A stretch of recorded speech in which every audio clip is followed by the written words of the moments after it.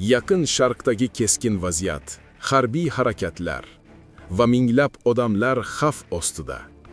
Bu vaziyatda O'zbekiston hukumatı minglab fuqarolarni o'z vatanlariga qaytarish uchun favqulodda operatsiyani boshladi.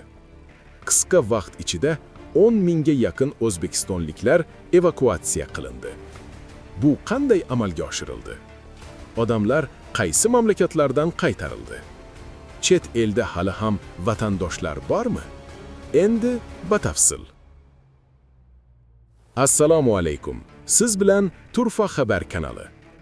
O'zbekiston Tashqi ishlar vazirligi ma'lumotlariga ko'ra, 1-martdan 5-martgacha soat 10:00 gacha jami 9361 nafar o'zbekistonlik mamlakatga evakuatsiya qilindi.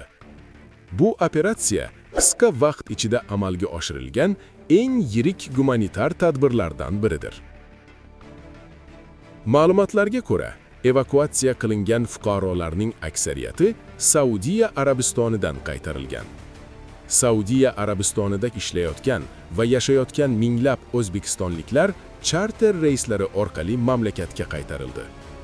Rasmiy ma'lumotlarga ko'ra, 8114 fuqaro muntazam va qo'shimcha charter reyslari orqali O'zbekistonga qaytarildi. Bu reyslar bir necha kun davomida amalga oshirildi. Ba'zi reyslar maxsus tashkil etilgan va ular faqat evakuatsiya uchun xizmat qilgan. Yaqin Sharqdagi yana bir muhim markaz Birlashgan Arab Amirliklari. Bu yerdan ko'plab o'zbekistonliklar ham evakuatsiya qilindi. Rasmiy ma'lumotlarga ko'ra, BAAdan 1192 fuqaro eson-omon O'zbekistonga qaytarildi. Ushbu operatsiyalarda diplomatik missiyalar, aviakompaniyalar va davlat idoralari ishtirok etdi. Evakuatsiya faqat yirik davlatlar bilan cheklanmagan. Boshqa mamlakatlardan kelgan o'zbeklar ham oz sonda bo'lsa-da mamlakatga qaytarildi. Jumladan, Erondan 23 fuqaro, Bahrayndan 25, Ummondan 7 fuqaro. Ular O'zbekistonga xavfsiz yetkazib berildi. Ushbu evakuatsiya operatsiyalari diplomatik kanallar orqali tezkorlik bilan tashkil etildi. Evakuatsiya sababi Yaqin Sharqdagi xavfsizlikning kuchayishi. So'nggi kunlarda mintaqada bir nechta muhim voqealar bo'ldi. Harbiy operatsiyalar, havo hujumlari va siyosiy keskinliklar ba'zi mamlakatlarda xavfsizlik holatini yanada og'irlashtirdi. Shuning uchun O'zbekiston hukumatı o'z vatandoshlarining xavfsizligini ta'minlash uchun evakuatsiya choralarini boshladi. Tashqi ishlar vazirligi ma'lumotlariga ko'ra, evakuatsiya asosan fuqaro aviatsiyasi uchun ochiq bo'lgan havo hududi bo'lgan mamlakatlar orqali amalga oshirildi. Bu juda muhim omil, chunki harbiy operatsiyalar davom etayotgan ba'zi mamlakatlarda havo hududi yopiq bo'lishi mumkin.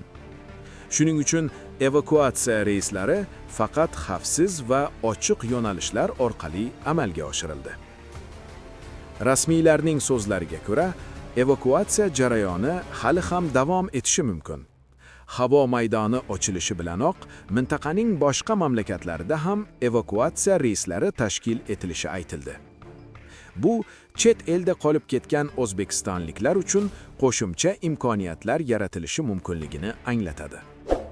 O'zbekiston Tashqi ishlar vazirligi xorijdagi vatandoshlarga alohida murojaat qildi. Fuqarolardan quyidagilar so'raldi: xotirjam bo'lish, vahimaga tushmaslik, o'zini tutish. Fuqarolardan shuningdek o'zlari yashayotgan mamlakat qonunlariga qat'iy rioya qilish talab qilindi. Rasmiy manbalarga ishonish muhim. Tashqi ishlar vazirligi yana bir muhim jihatni ta'kidladi. Fuqarolardan quyidagilar so'raldi: faqat O'zbekiston davlat organlari tomonidan tarqatilgan rasmiy ma'lumotlarga amal qilish va diplomatik vakolatxonalar. Chunki bunday vaziyatlarda ijtimoiy tarmoqlarda turli tasdiqlanmagan ma'lumotlar ham tarqalishi mumkin. Eslatib o'tamiz.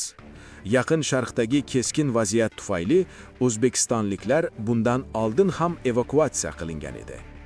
Transport vazirligining ma'lumotlariga ko'ra, 28 fevralda boshlangan voqealardan so'ng mintaqada qolib ketgan 5000 dan ortiq o'zbekistonliklar vatanlariga qaytarilgan. Bu evakuatsiya operatsiyasi bir necha bosqichda amalga oshirilganidan dalolat beradi. Xulosa: qisqa vaqt ichida O'zbekiston hukumatı Yaqin Sharq mamlakatlaridan 10 mingga yaqin fuqaroni mamlakatga qaytarishga muvaffaq bo'ldi. Bu operatsiya diplomatik xizmatlar, aviatsiya tizimi va davlat idoralari bilan hamkorlikda amalga oshirildi.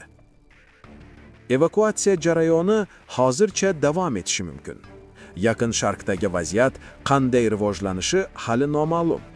Lekin bir narsa aniq: davlat o'z fuqarolarining xavfsizligini ta'minlash uchun barcha choralarni ko'rmoqda. Xabardor bo'lish uchun kanalga obuna bo'ling. Eng muhim va dolzarb yangiliklar aynan shu yerda.